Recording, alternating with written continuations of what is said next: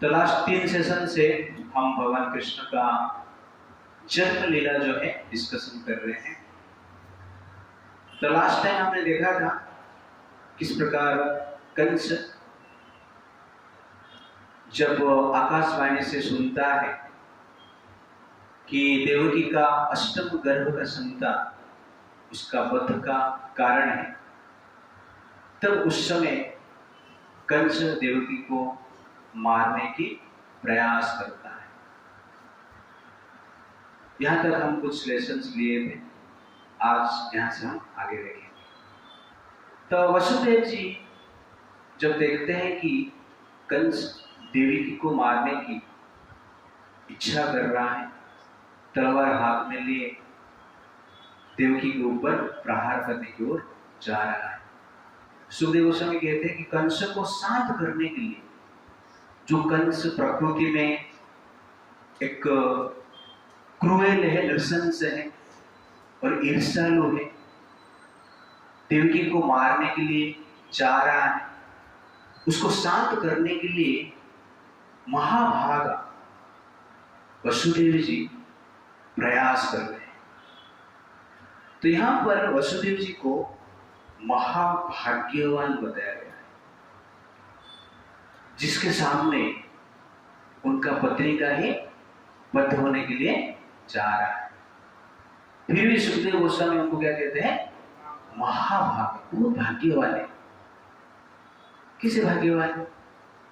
पत्नी सामने मृत्यु के सम्मुख में, फिर भी सुखदेव गोस्वामी बोल रहे हैं महाभाग्यवान।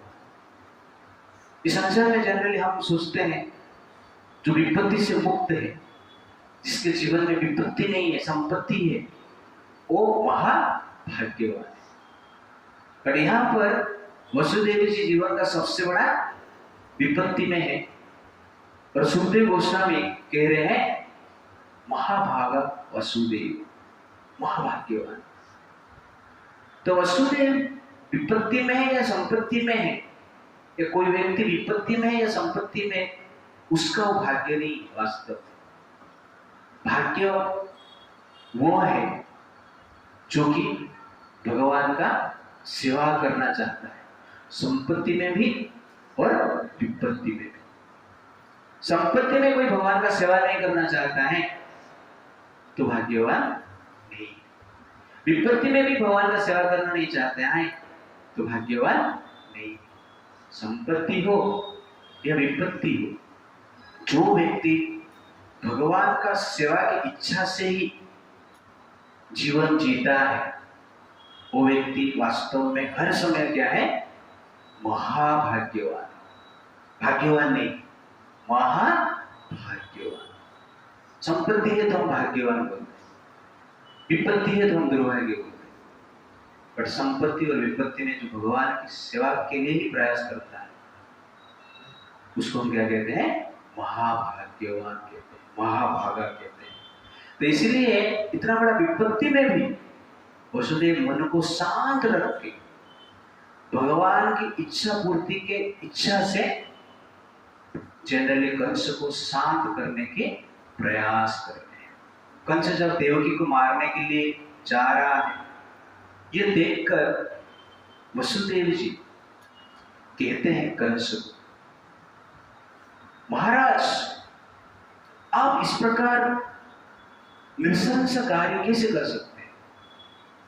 आप भोज वंश के राइट है, आपका शक्ति के लिए, आपके गुण के लिए भोज वंश के जो राजा हैं, मंत्री जो है, वो सब गर्वित है, और आप आपका बहन का ही वध करना चाहते हैं, और मैरिज के दिन ही, शादी के समय, ये समाज के लिए आपका अपमान का कारण है।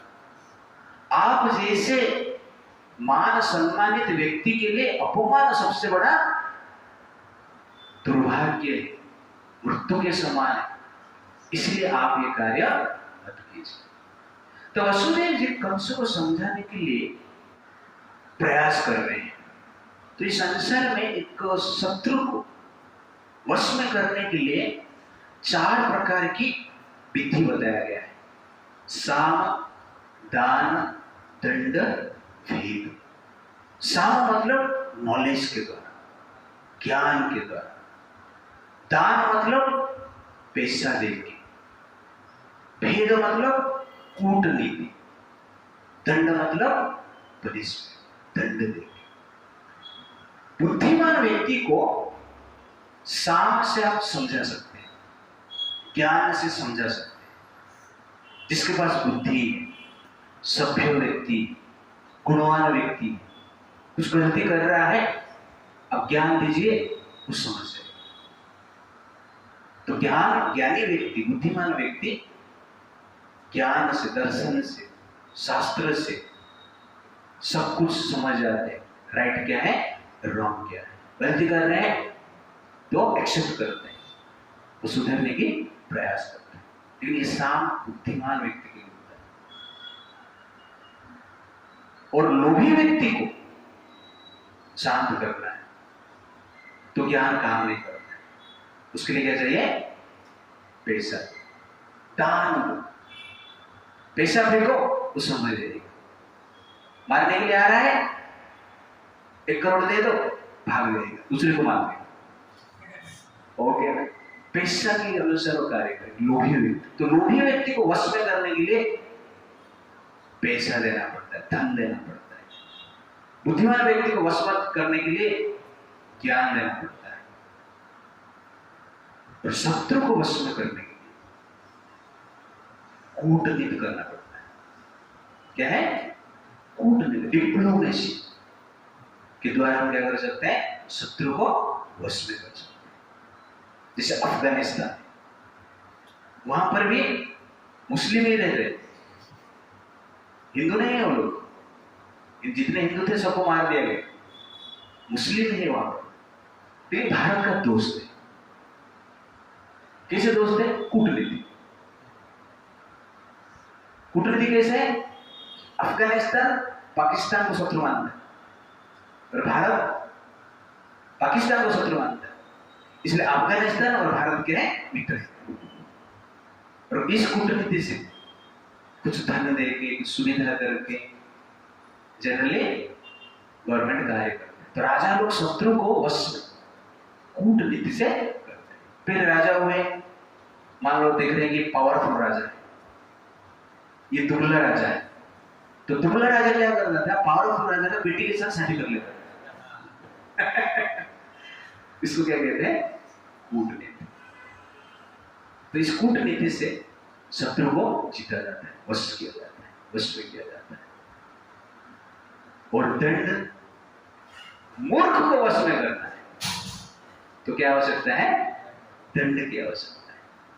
मूर्ख व्यक्ति को ज्ञान से वश में नहीं कर सकते, धन से वश में नहीं कर सकते, कूटनीति से वश में नहीं कर सकते, केवल दंड से किया जाता है। तो वसुदेव यहां पर कंस को पहले ज्ञान से वश में करना चाहते हैं। कंस आगे जाके नहीं सुने, तो कूटनीति से वश में करना चाहिए। कूटनीति से कंस वश में आ जाता है। और दंड और दान कंस के लिए प्रयोजन नहीं। क्यों, कंस तो ऑलरेडी त्रिपुरा विजयी, उसको धन क्या देगा तो? लेकिन और कंस को दंड देने की शक्ति नहीं, दंड नहीं दे सकते। इसलिए 2 रास्ता हो सकता है, वो एक है शाम और एक है भेद। तो शाम का यहां पर प्रयोग कर रहे हैं, नॉलेज का प्रयोग कर रहे हैं। पहला नॉलेज कंस को दे रहे हैं कि अरे अपना प्रेस्टीज का तो ध्यान रखा, इतना बड़ा राजा है, इंद्र को जीत लिया है, तुम्हारा गुणगान त्रिभुवन में हो रहा है। ऐसा कभी देखा है किसको? कोई भाई बहन का शादी किए थे, उसको ही मार देता है, अपमान हुआ तेरा। तो संसार में पाप से बचने के लिए मान सम्मान की अटैचमेंट भी चाहिए। कोई व्यक्ति मान सम्मान के प्रति अटैच्ड है तो व्यक्ति पाप से बच सकता है। क्योंकि उसको मान सम्मान चाहिए ना। और वो व्यक्ति मान सम्मान चाहते हैं जिसके हृदय में लज्जा रहता है। लज्जाहीन व्यक्ति मान सम्मान का भी परवाह नहीं करते। कलयुग में इसका प्रोडक्शन ज्यादा है। लज्जाहीन व्यक्ति, शर्म नहीं, बेशर्म लोग, लेकिन इसलिए वो लोग मान सम्मान की इच्छा नहीं करते। तो कलयुग में बेशर्म लोग हैं, मान सम्मान के प्रति अटैच नहीं। और सबसे आश्चर्य है, बेशर्म को भी लोग क्या मानते हैं? मान सम्मान मानते हैं। इसलिए कोई कपड़ा नहीं पहनता, कोई आधा पहनता है, ठीक है? उनका लव स्टोरी रोड में भी चालू हो जाता है, ट्रेन में भी चालू हो जाता है, टैक्सी में भी चालू हो जाता है, ओके ना, स्कूल में कॉलेज में भी चालू हो जाता है। बेशर्म, रेपुटेशन का बड़ा नहीं। और जो बेशर्म हो जाते हैं, लज्जा चला जाता है, मान सम्मान की इच्छा नहीं है, प्रेस्टीज की ध्यान नहीं है, वो व्यक्ति क्या करते हैं? पाप करते हैं। इसलिए पाप से बचना है तो मान सम्मान की इच्छा रखना भी अच्छा है, क्योंकि हमें वो पाप से बचाता है। शर्म हमें पाप से बचाता है, मान सम्मान की अटैचमेंट हमें पाप से बचाता है। इसलिए पहला ज्ञान कंस को दे रहे, अरे तेरा मान सम्मान का तो ध्यान कर, लोग तुझे छी छी बोलेंगे, लोग तुझे अपमान करेंगे, इसलिए देवी का बंध मत करो। उसके बाद वो कहते हैं, कंस को कहते हैं कि संसार में जो भी जन्मा है उसका मृत्यु निश्चित है। जन्म के साथ मृत्यु भी जन्म लेता है, और मृत्यु को प्रयास करके कोई भी मृत्यु को रोक नहीं सकता है। अतीत में कोई रोक नहीं पाया, वर्तमान में कोई रोक नहीं पाएगा, भविष्य में कोई रोक नहीं सकते। ऐसा अनेक एग्जाम्पल मिला है, आप तो जानते हैं।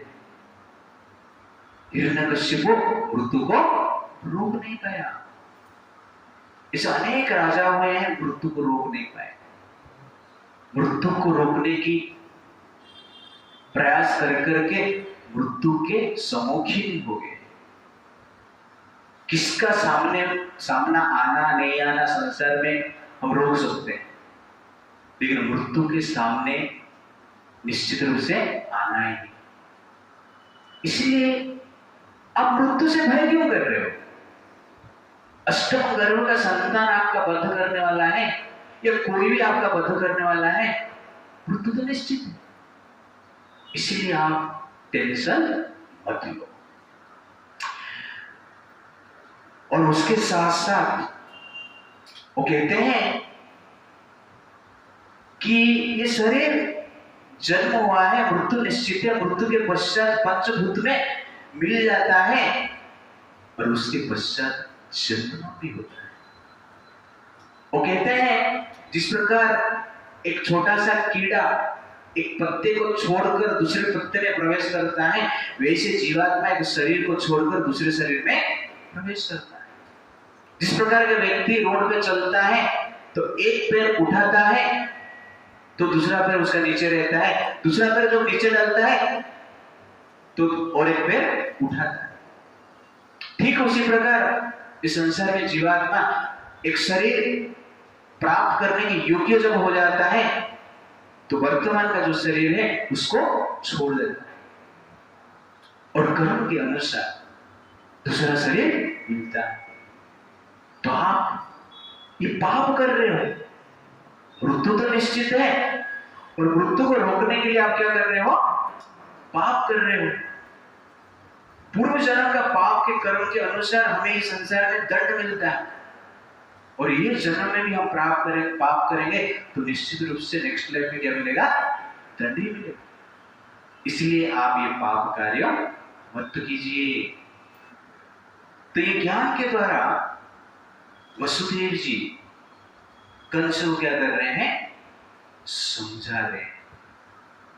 और उसके साथ साथ वो कहते हैं जिस प्रकार व्यक्ति सपना देखता है और सपने में अनेक प्रकार के सुख और दुख का अनुभव करता है, तो ठीक उसी प्रकार ये संसार में व्यक्ति क्या कर रहा है, सुख और दुख का अनुभव कर रहा है। बट ये क्या है, सब माया है। सपने का सुख और दुख अनुभव तो करते हैं, ये वास्तव में होता नहीं। इसलिए स्वप्न का जीवन वास्तविक जीवन नहीं है। इस संसार का सुख और दुख का जीवन, भौतिक जगत का जो जीवन है, भौतिक जगत का जो जीवन है, वास्तविक जीवन नहीं है। वास्तविक जीवन तो क्या है, आत्मा का उद्धार करने के लिए जो जीता है वो वास्तविक जीवन जीता है। बाकी जीवन क्या है, इल्यूजन है, माया है, सपने में जी रहे हैं। इसलिए इस माया को आप छोड़िए, आत्मा का उद्धार करने के लिए प्रयास कीजिए। और ये संसार में व्यक्ति मन के द्वारा कार्य करता है और मन के प्रभाव में आकर व्यक्ति क्या करते हैं, पाप करते हैं, और उसका फल निश्चित रूप से व्यक्ति को नेक्स्ट लाइफ में मिलेगा। तो हमारा जो मन है नेक्स्ट लाइफ में शरीर निर्माण करने के लिए रिस्पॉन्सिबल है। इसलिए है कंस, आप अपना मन को कंट्रोल करो। ये जो शरीर मिला है आपको, ये लास्ट लाइफ का मन के कारण मिला है, और अभी मन को नहीं कंट्रोल करेंगे तो नेक्स्ट लाइफ में और एक शरीर मिलेगा जिसके कारण दंड प्राप्त होगा।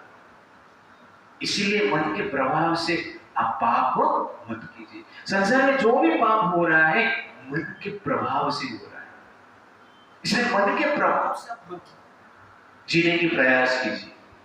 मन के प्रयास से जीने की प्रयास आप मत कीजिए। आपको क्या करना है, आत्मा का प्रभाव से जीने की प्रयास कीजिए, परमात्मा के प्रभाव से जीने के प्रयास कीजिए। संसार में जो भी व्यक्ति जीता है मन के प्रभाव से, वो पाप ही करता है।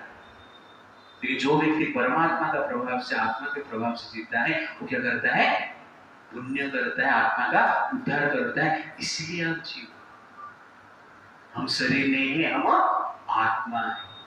जिस प्रकार चंद्र, सूर्य, तारे का प्रतिबिंब पानी के ऊपर गिरता है और हवा के प्रभाव से पानी हिलता रहता है, तो सूर्य, चंद्र, तारा का आकार भी चेंज होता रहता है।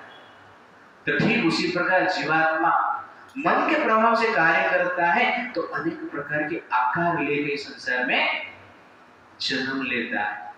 ये आकार का कारण क्या है, ये मन ही है। इसलिए है कंस, आप मन के प्रभाव से कार्य मत कीजिए। मन ही हमें एक प्रकार की शरीर प्रदान करता है, जिसके द्वारा हमें क्या मिलता है, दंड मिलता है। इसलिए आप इस प्रकार नेगेटिव विचार जो है, ईर्ष्या के विचार जो है, उसको आप त्याग कर दीजिए। और ये जो देवकी है, आपका बहन है, आपका पुत्री जैसे है, इसका वध मत कीजिए। ये ज्ञान के द्वारा वसुदेव जी कंस को समझाने के प्रयास कर रहे हैं। किंतु हमने डिस्कशन किया गया है, बुद्धिमान व्यक्ति ज्ञान से समझ जाते हैं, और जो ज्ञान से समझ नहीं पाता है, सुधर नहीं पाता है, गलती को एक्सेप्ट नहीं करता है, वो कौन है, मूर्ख है, बुद्धिमान नहीं। इसलिए कंस ये सब सुनने के पश्चात सुधरा है। तो आत्मज्ञान यहां पर दे रहे हैं, आत्मा का ट्रांस माइग्रेशन का ज्ञान यहां पर दे रहे हैं, और हर व्यक्ति इसके लिए जीवित। हम जब स्पिरिचुअल लाइफ के प्रति इंटरेस्टेड नहीं होते हैं, जब करने के लिए हम इंटरेस्टेड नहीं होते हैं, 16 साल हो जाता है, 16 मेला हमारा होता नहीं। क्यों? इसका मूल कारण है हम आत्मा के स्तर पर जीने की इच्छा नहीं करते। इसलिए हम क्या करते हैं, सीरियस नहीं बनते हैं, भौतिक जीवन को हम श्रेष्ठ मानते हैं। आपको कल डॉक्टर का डिग्री प्राप्त हो सकता है, कल इंजीनियर का डिग्री प्राप्त हो सकता है, लेकिन परसों डेथ भी हो सकता है। ऐसे बहुत सारा डॉक्टर डिग्री प्राप्त करके मर चुके हैं, नेक्स्ट डे ही मर चुके हैं। कोई डिग्री मिलने के बाद ही उधर ही मर गए। ऐसे भी संसार में लोग हुए हैं। इसीलिए हमें क्या करना चाहिए, आध्यात्मिक जीवन को सीरियसली ग्रहण करना चाहिए। अनेक जीवन ऐसा बीत चुका है कि डिग्री प्राप्त करने की इच्छा से, डिग्री मिला नहीं मिला पता नहीं है, लेकिन दंड तो मिल रहा है ये गारंटी। डिग्री के बाद जॉब मिलेगा नहीं मिलेगा वो पता नहीं है, लेकिन दंड मिलेगा ये गारंटी है। इसलिए बुद्धिमान व्यक्ति आत्मज्ञान को जानते हैं और संसार में धर्म का आचरण, भक्ति का आचरण करके जीते हैं और अंत में भगवान के पास जाने की, अंत में भगवान के पास जाते हैं। ये भौतिक डिग्री हमें संसार में ही सड़ाता रहता है, डिफरेंट वे में। सब लोग सड़ रहे हैं। अब डॉक्टर के पास जाइए, कितना पेशेंट है चारों ओर। कभी कभी डॉक्टर को मैं देखता हूं तो मुझे ज्यादा दुख होता है कि हर पल जीवन का अधिक समय पेशेंट के पास ही जाता है। किसका शरीर से बदबू आता है कि नहीं, किसका सर कट जाता है, किसका पैर कटता हुआ है, किसका घाव है उसको काटो, उसको देखो। आसान जॉब नहीं, मैं डिस्करेज नहीं कर रहा हूं, रियलिटी को मैं बताना चाहता हूं कि हर जॉब में क्या है, स्ट्रगल है। इंजीनियर स्ट्रगल करता है, डॉक्टर स्ट्रगल करता है, आईएएस ऑफिसर स्ट्रगल करता है, आईपीएस ऑफिसर स्ट्रगल करता है, पॉलिटिशियंस स्ट्रगल करते हैं, साधु स्ट्रगल करते हैं, गृहस्थ स्ट्रगल करता है, वानप्रस्थ स्ट्रगल करता है, ब्रह्मचारी स्ट्रगल करता है, स्टूडेंट से ज्यादा स्ट्रगल करता है। लेकिन स्ट्रगल सब लोग करते हैं, बट भक्ति के लिए भी हमें क्या करना चाहिए, स्ट्रगल करना चाहिए। नहीं तो कंस जैसे हम क्या कर रहे हैं, जी रहे, समझ नहीं पा रहे। इसलिए पाप से बचना है तो ज्ञान की आवश्यकता है। सबसे लोअर स्तर है पाप से बचने के, मान सम्मान के प्रति अटैचमेंट, और सबसे हाईएस्ट जो स्तर है पाप से बचने का, ज्ञान के प्रति अटैचमेंट, आत्मज्ञान के प्रति अटैचमेंट। हमें तो ज्ञान है, लेकिन ज्ञान के प्रति हमारा अटैचमेंट है।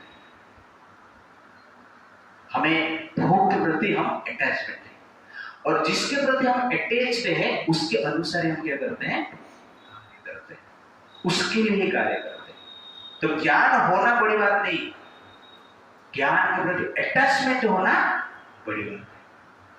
Therefore, we have to develop attachment for knowledge. Krishna भगवान है, जानना बड़ी बात नहीं है। कृष्ण भगवान है इसलिए कृष्ण के प्रति अटैच्ड होना बड़ी बात है। नहीं तो विश्वरूप तो भगवान ने दुर्योधन को भी दिखाया। अब उन्होंने विश्वरूप को देखा नहीं, देखा तो बड़ी बात है। धृतराष्ट्र ने विश्वरूप को देखा, पहली बार संसार में कुछ देखा। धृतराष्ट्र क्या देखा, हो विश्वरूप देखा। कितना भाग्यवान आप सोचिए। दुर्योधन, धृतराष्ट्र जैसे व्यक्ति भगवान के साथ वार्तालाप कर रहे, बातचीत कर रहे, साधारण बात है। दुर्योधन, धृतराष्ट्र जैसे व्यक्ति भगवान के साथ संबंधी है, रिलेटेड है, फैमिली रिलेशनशिप है, एक साथ खाने पीने वाले, बैठने वाले, बट ये होकर भी पाप से बच नहीं पाए। क्यों? अटैचमेंट है, कृष्ण के प्रति अटैचमेंट है।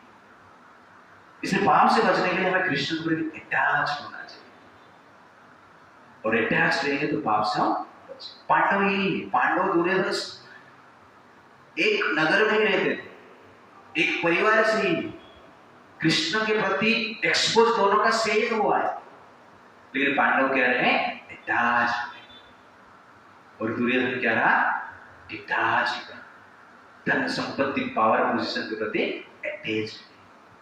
पांडव क्या रहे, धन संपत्ति पावर पोजीशन के प्रति डिटैच, धर्म के प्रति अटैच।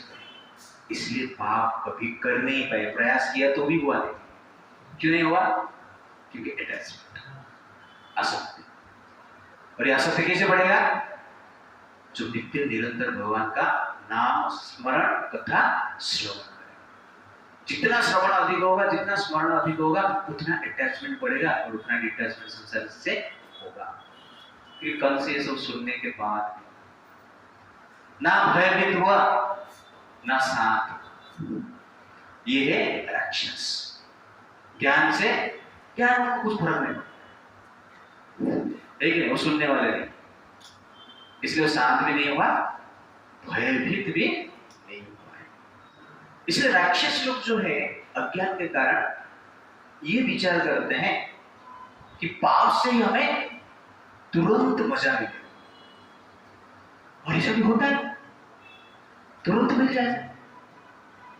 दुर्योधन ने पाप किया, हस्तिनापुर का इंद्रप्रस्थ का राजा बन गया, सम्राट बन गया पूरा पृथ्वी का। स्ट्रगल पांडवों ने किया इंद्रप्रस्थ बनाने के, और 1 मिनट में झटका में जुआ खेला, इंद्रप्रस्थ राज्य सब लूट गया। पाप किया।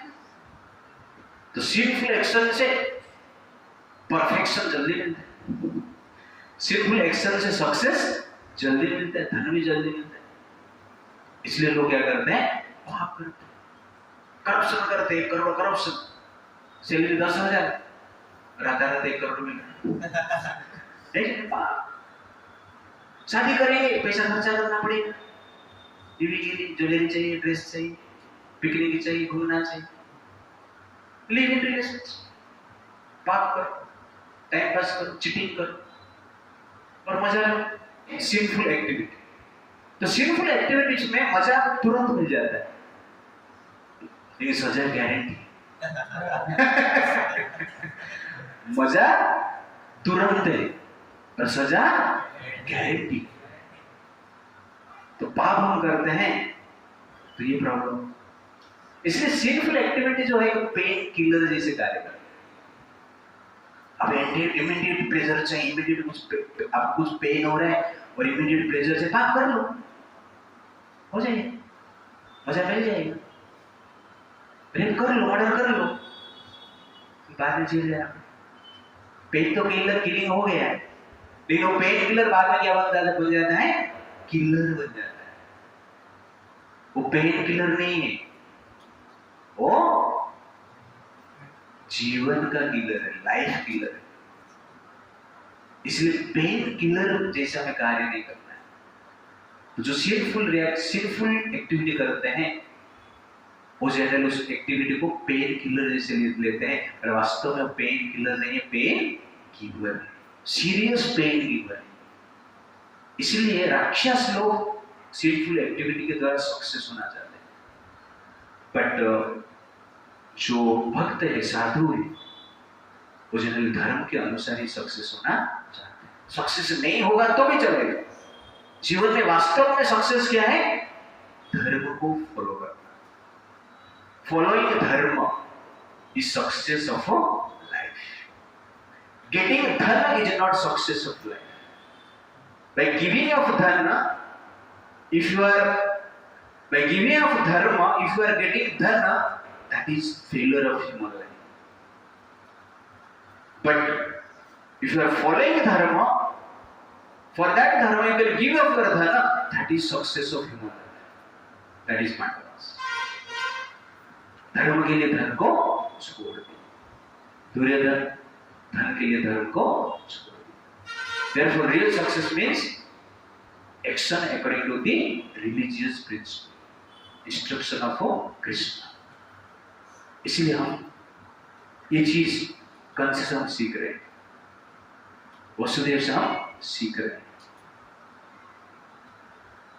People do not know that the problem of life at present is due to sin committed in the past. Therefore, do not do sin now. You are doing sin मतलब क्या है? You are preparing for punishment. You are sowing a seed of punishment by doing the sin in the present. Therefore, पाप से हमें क्या होना चाहिए? बचना चाहिए। भूखे मर जाएंगे तो चलेगा, स्वर्ग जाएंगे आप, लेकिन चोरी करके जिएंगे कहाँ जाएंगे? नरक जाएंगे। चोरी करके जी पाएंगे? मर मरेगा एक दिन। किधर जिया को? चोरी करके जिया नहीं है और सत्य को पालन करके भी जिया नहीं। संसार में कोई जी नहीं सकता है। धर्म का पालन करो या अधर्म का पालन करो, हम जी नहीं सकते संसार में परमानेंट। बट धर्म का पालन करते हैं, परमानेंट लाइफ मिलता है। टेम्पररी वर्ल्ड में परमानेंट धर्म का फॉलो करते हैं तो क्या मिलता है? परमानेंट लाइफ मिलता है। लेकिन टेम्पररी वर्ल्ड में टेम्पररी पाप भी करते हैं तो परमानेंट पेन मिलता है। इसलिए हमें क्या होना चाहिए? पाप से बचना चाहिए। इसलिए ज्ञान की आवश्यकता है। लेकिन ज्ञान सुनने के बाद भी कंस डिटरमाइंड था कि देवकी का वध वो करेगा ही करेगा। ये सब देखकर वसुदेव जी देखकर कंस को कुछ फर्क नहीं पड़ रहा, विपत्ति तो है अभी भी। इसलिए वो क्या करते हैं? दूसरा प्लान करते हैं। सांप काम नहीं किया है, कंस को दान नहीं दे सकते, उसके बाद बहुत पैसा है, धन है, और दंड देना भी संभव नहीं। एक ही बचा है, क्या है? भेद, कूटनीति। तभी वसुदेव जी जनरली कूटनीति के बारे में बता रहे हैं। कूटनीति का प्रयोग करके कंस को समझाने की प्रयास करते हैं और मन में सोच रहे हैं कि संसार में हर व्यक्ति को अपना शरीर को मृत्यु से बचाने की प्रयास करना चाहिए। प्रयास करते हुए शरीर नष्ट हो जाता है तो पाप नहीं लगता है। लेकिन मृत्यु से बचाने के लिए कोई व्यक्ति प्रयास नहीं कर रहा है धर्म का माध्यम से, तो व्यक्ति क्या है? पाप भी कर रहा है। इसलिए शरीर को नष्ट करने की प्रयास भी करना है और सुइसाइड करने के भी प्रयास करना है। नष्ट करने की प्रयास करना है और सुइसाइड करने की प्रयास कर रहा है। शरीर को बचाने के लिए हमें प्रयास करना, और शरीर को बचाने के लिए हम प्रयास नहीं कर रहे हैं, इसका मतलब क्या कर रहे हैं? पाप कर रहे हैं। सुइसाइड भी कर रहे हैं, पाप कर रहे हैं। ये विचार वसुदेव जी करते हैं कि देवकी का शरीर को बचाना चाहिए किसी प्रकार से। तो कहने का अर्थ है संसार से फ्रस्ट्रेट होकर हमें शरीर का नष्ट नहीं करना चाहिए। तो committing suicide is a offence, पाप है। आप कहो कि मेरा शरीर को मैं मारा, पाप किधर से हुआ? यही अज्ञान है। ज्ञान क्या है? आपका शरीर आपका नहीं है, आपको भाड़े में दिया गया है। ये शरीर, ये व्हीकल्स कृष्ण आपको भाड़े में दिए हैं। आप भाड़े के गाड़ी में घूम घूम के 84 लाख योनि में घूम घूम के भूल गए कि भाड़े का गाड़ी है। जब मालिक भाड़ोतरी को भाड़ा मांगता नहीं है तो भाड़ोतरी भूल जाता है कि वो भाड़े पे घर पे है, सोचता है कि मैं ये घर जो है मेरा ही। तो वास्तव में ऐसे कृष्ण में भाड़ा मांग नहीं। इसलिए हमें लगता है कि ये जो शरीर है ये क्या है? हमारा है। और कृष्ण जानबूझकर भाड़ा नहीं मांगते। कृष्ण को शर्म आता है, कितने भाड़ा मांगो?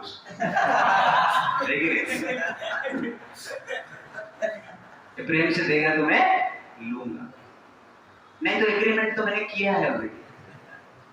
लेकिन 60 साल 70 साल 80 साल 100 साल का एग्रीमेंट किया है। ये 100 साल के भीतर भाड़ा नहीं दे रहा है।